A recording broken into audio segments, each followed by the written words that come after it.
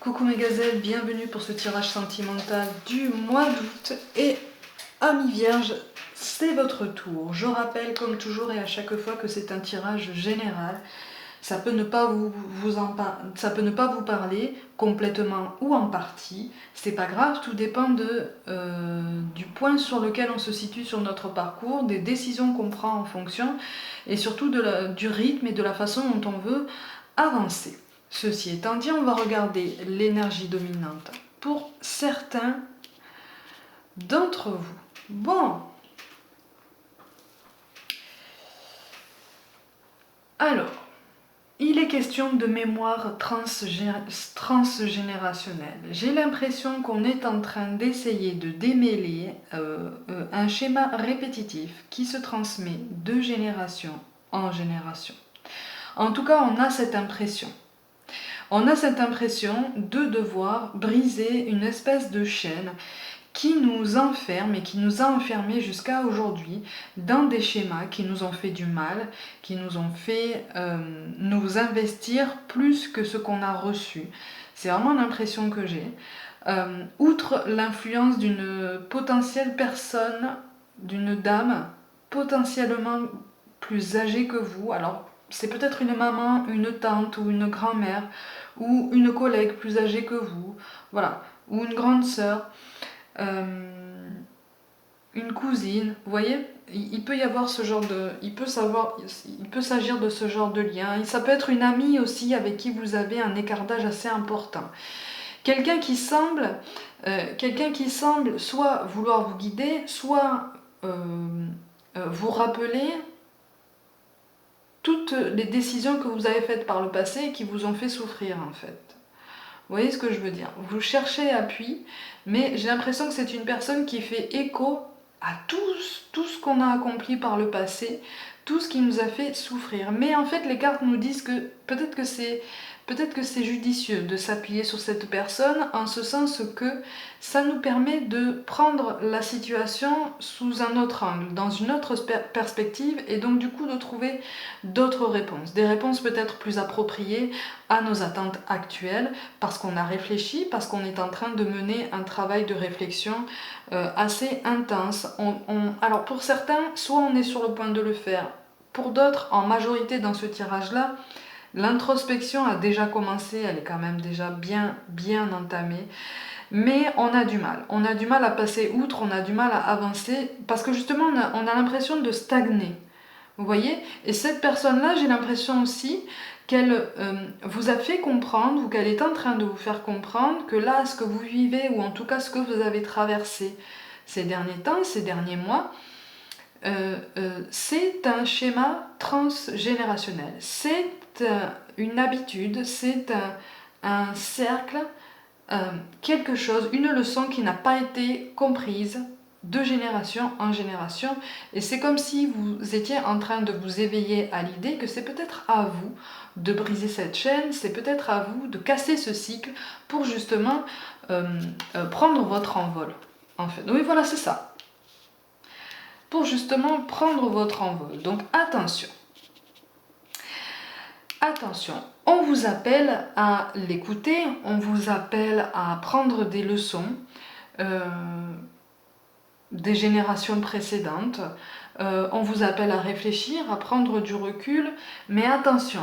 Attention à ne pas vous laisser enfermer dans des croyances limitantes qui pourraient, entre guillemets, vous manipuler, vous donner l'impression qu'en fait vous reprenez le pouvoir, mais en fait le travail n'a pas été complètement mené. C'est-à-dire qu'il y a une vraie volonté de passer à autre chose, de clore un chapitre qui a été particulièrement douloureux et particulièrement toxique pour certains.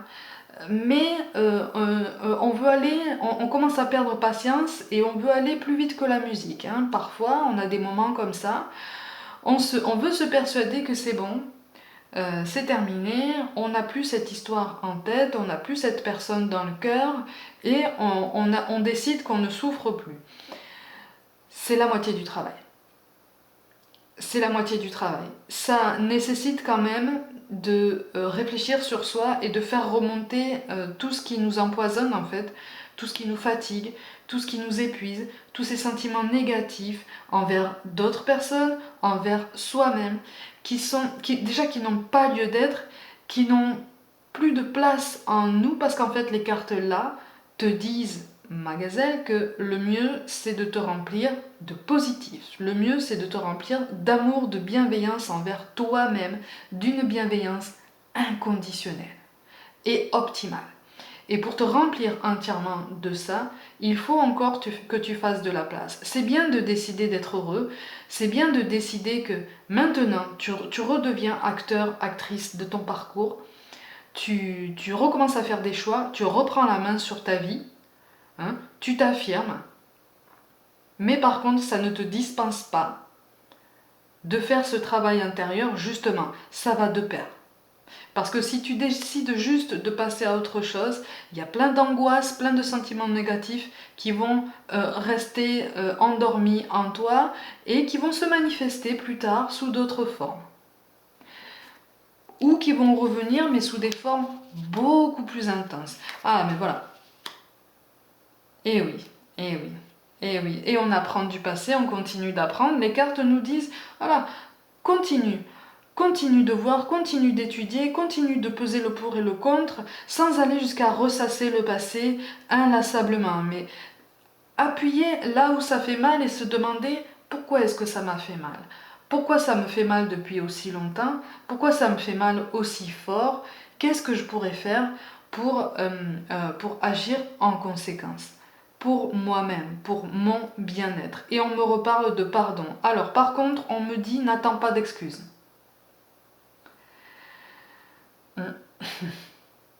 On me dit n'attends pas d'excuses, parce que tu n'as pas besoin d'excuses pour pardonner. Pardonner quelqu'un, oui c'est ça, pardonner quelqu'un, ça n'est pas lui faire un cadeau, je l'ai déjà expliqué mais je ne sais plus si c'est pour ce signe-là ou pas. Ça n'est pas faire un cadeau à l'autre et lui dire « Oh, de toute façon, tu m'as fait ça, c'est pas grave », c'est surtout s'enlever un poids à soi-même. C'est surtout se faire de la place. Parce que pardonner, justement, ça revient à éliminer un sentiment négatif en soi et à faire de la place pour de la bienveillance et de la compassion inconditionnelle pour soi-même. Donc ça revient à assainir aussi bien son corps que son esprit. Vous voyez ? C'est pas facile, hein, parce qu'en fait vous avez conscience qu'il faut vous relever là de la situation, hein. Oui, mais vous allez vers ça, hein, de toute façon. Vous allez vers l'élévation, vous allez vers l'évolution, hein. Vous allez vers l'évolution. Mais vous espérez quand même un arrangement pour certains d'entre vous. Je rappelle que c'est un tirage général. Vous espérez quand même que la situation s'améliore potentiellement avec cette personne du passé, même si on commence à se faire une raison et à se dire bon, de toute façon, l'avenir n'est pas avec cette personne, en tout cas mon bonheur, mon avenir n'est pas avec cette personne, puisque visiblement, elle ne l'a pas vu. Ou il ne l'a pas vu. Vous voyez ? Quand on tourne le dos à quelqu'un, c'est pas toujours, comment je peux dire ça ? Je sais pas comment je peux dire ça. Là, dans le tirage là, pour moi, il y a quelqu'un qui vous a tourné le dos parce qu'il n'a pas vu le bonheur que vous étiez capable de lui donner. Vous voyez ? Et on se fait une raison, même si cette personne n'a pas voulu du bonheur que je lui proposais, quand même, j'aimerais bien arranger la situation. D'où la notion de... d'où la notion d'excuse. Alors, de toute façon, moi, en face de vous, là, j'ai quelqu'un qui n'est pas prêt. Qui n'est pas prêt à comprendre les leçons du passé. Parce qu'il y a de l'orgueil, il y a de la fierté, il y a un ego quand même qui prend beaucoup de place, un mental qui prend beaucoup de place et qui empêche finalement d'aller au fond de soi, ce qui l'arrange pas plus mal en fait, parce que pour moi là on a une personne qui a peur de regarder en soi. D'accord ? Alors, de toute façon, en carte de synthèse, donc vous avez celles-ci qui sont tombées. Donc la carte de synthèse, en fait, c'est ce vers quoi on va en fonction des décisions que vous allez prendre. Donc c'est la direction potentielle. Pour moi, je comprends maintenant pourquoi on me dit ne t'attends pas à des excuses. On va vouloir aller en chercher. On va vouloir aller en chercher parce qu'on va avoir un moment de découragement. On va traverser une période un peu vide en ce sens que ça demande tellement d'efforts, ça demande tellement de force qu'on a des moments de faiblesse, on a des moments où on se dit punaise, je veux bien apprendre certaines leçons, je veux bien comprendre certaines choses, mais la blessure, elle est quand même là. En fait, les stigmates de cette blessure passée, sur laquelle vous avez investi beaucoup d'efforts, beaucoup d'inspiration, beaucoup de votre personne, ça a laissé des marques. Et j'ai l'impression qu'on va vouloir aller chercher des excuses chez la personne en face. Mais là, on vous dit attention. Attention. Attention parce que ton bonheur, tu peux le trouver autre part. Tu peux le trouver avec quelqu'un qui sera capable d'accepter le bonheur que tu lui donnes et qui surtout voudra bien te rendre le même bonheur en fait. Hein? Donc là, on nous parle quand même de choix. On nous parle de choix de toute façon de nous élever en dépit de cette situation qui nous fait encore mal. Vous voyez? Donc là, le fait de... Là, il s'agit de choisir d'avancer sur son chemin avec la notion... avec la notion que vous aimez bien, ami vierge, hein, de lâcher prise. Et oui, ce fameux lâcher prise si difficile à mettre en place, et comme je vous comprends. Comme je vous comprends. Mais là, en fait, c'est comme si... Et voilà.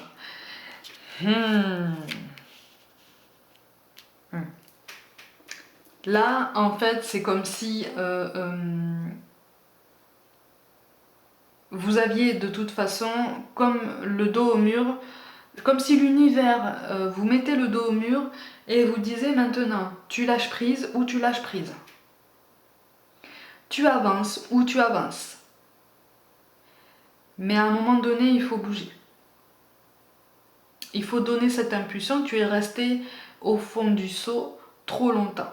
Maintenant, il faut donner cette impulsion pour te remettre d'aplomb, pour te refaire une santé, pour te reconstruire, te recoller petit à petit, morceau par morceau, mais il va falloir recommencer à avancer parce que de belles choses se préparent. Mais il faut pas rester dans cette ambivalence qui te fait dire, bon allez, je casse ce cycle, je casse cette chaîne, c'est moi qui vais apporter du renouveau en fait, qui va apporter du changement. Ça sert à rien de dire ça si le travail intérieur n'est pas effectué. Vous voyez? C'est comme quand on s'appuie sur des soins énergétiques, sur du reiki, ça c'est super, c'est vraiment formidable. Mais ça suffit pas en fait. Ça c'est un levier. C'est un levier qui peut aider à mettre en lumière des blocages.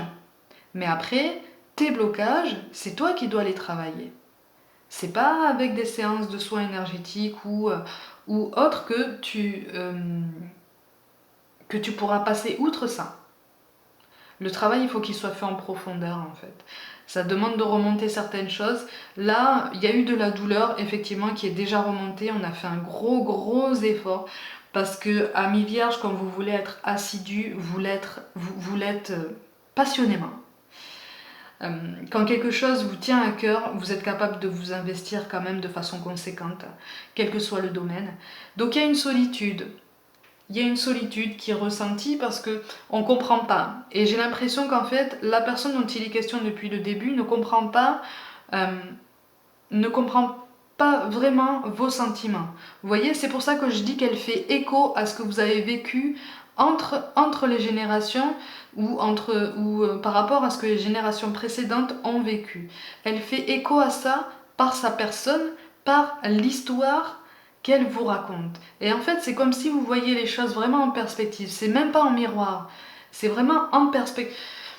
Pour ceux qui ont vu Alice au pays des merveilles, mais la version moderne, dans le deuxième dans le deuxième volet, à un moment, elle passe. Vous voyez, de l'autre côté du miroir, c'est le deuxième volet d'Alice au Pays des Merveilles. Elle passe justement de l'autre côté d'un miroir. Le décor est le même, mais la perspective est différente. Vous voyez, elle est forcée de voir les choses autrement. Mais elle sait qu'elle n'appartient pas à ce côté du miroir. Elle sait qu'elle appartient de l'autre côté. Vous voyez ce que je veux dire? Ben là, c'est un peu ça. Là, c'est un peu ça. Si vous n'avez pas vu le film, je vous invite à aller le voir, bien sûr. À aller le regarder. Oui, on a encore du mal. Oui, on a encore du mal à se repérer, à se sentir bien. On a encore du mal à progresser de façon durable parce qu'on sait très bien que pour l'instant, on est encore dans cette ambivalence qui nous fait dire, bon, je suis déterminée, je veux passer à autre chose, mais quand même, il faut faire ce travail-là et j'ai encore du mal parce que je suis fatiguée, parce que j'en ai marre, parce que ça fait trop mal. Il y a comme un ras-le-bol de temps en temps, ce qui est tout à fait normal. Hein. Mais là, on vous dit, attention. Attention. Attention parce que de toute façon, tu arrives à la fin d'un cycle de tristesse, tu arrives à la fin d'un cycle de très très gros travail. Alors je dis pas qu'il n'y en aura plus, je dis pas qu'il n'y en aura plus, mais il y a une guérison qui se met en place. Vous voyez ? Il y a une guérison qui se met en place, il y a quelque chose de doux quand même, malgré tout, parce qu'on prend la peine. On prend la peine de choisir, de prendre du recul. On choisit de prendre du recul. On choisit de penser à nous, on choisit de penser à notre bien-être, à nous privilégier et à nous dire pour le mois d'août, aussi souvent que possible, advienne que pourra. Je vous parlais de fuite. Donc là, il s'agit de la personne du passé dont il ne faut pas attendre d'excuses. Et puis aussi de nous, parce que on a comme ce ras-le-bol qui fait qu'au bout d'un moment, eh bien, on veut plus faire remonter les émotions, mais là on nous dit qu'en fait c'est nécessaire. On nous dit que c'est nécessaire, parce que sinon ça reviendrait à nous fermer dans notre bulle, ça reviendrait à nous enfermer dans notre bulle, et donc du coup on stagnerait. Vous voyez ? On stagnerait, et c'est pas bon, c'est pas bon. On nous pousse à sortir de notre zone de confort, d'ailleurs sur tous les plans j'ai l'impression, mais ça va nous pousser à prendre une meilleure décision pour nous, ou en tout cas à confirmer la décision qu'on est en train de prendre, c'est-à-dire celle de penser à nous dépasser, à nous mettre en valeur, à nous mettre au centre de notre vie, au centre de nos énergies, et surtout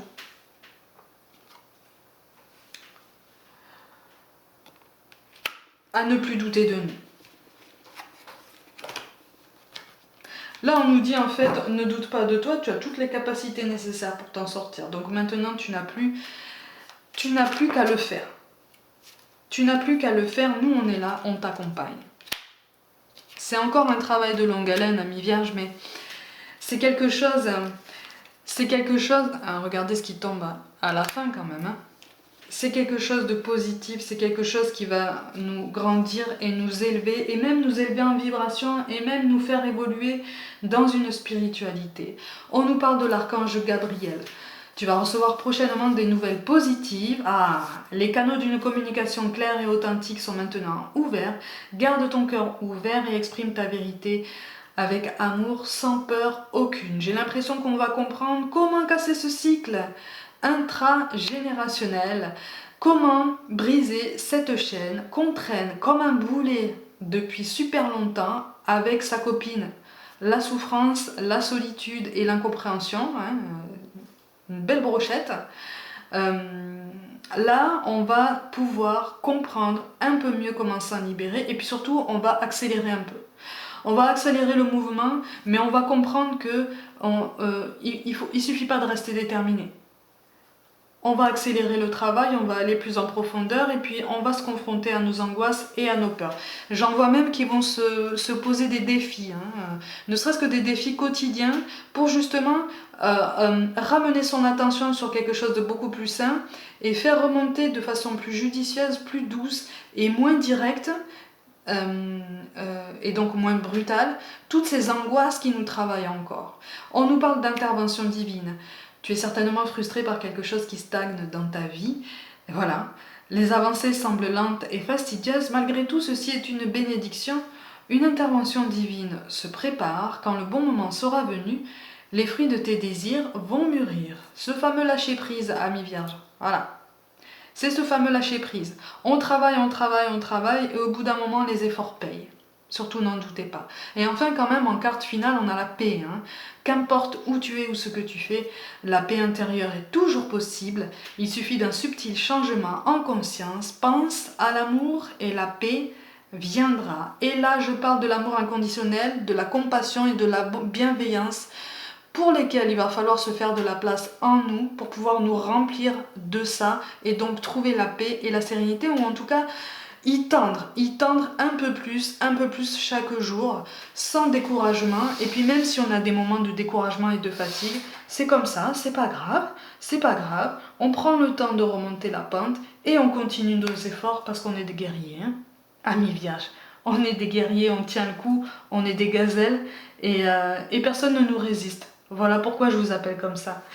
Amis vierges, pour le mois d'août, prenez soin de vous, croyez en vous plus que jamais. Je vous remercie pour tout le soutien que vous apportez à mon travail. Je vous envoie tout plein de pensées d'amour. Surtout, n'hésitez pas à me suivre sur Facebook et Instagram où je propose de temps en temps des mini-guidances. Et je vous dis à très très vite.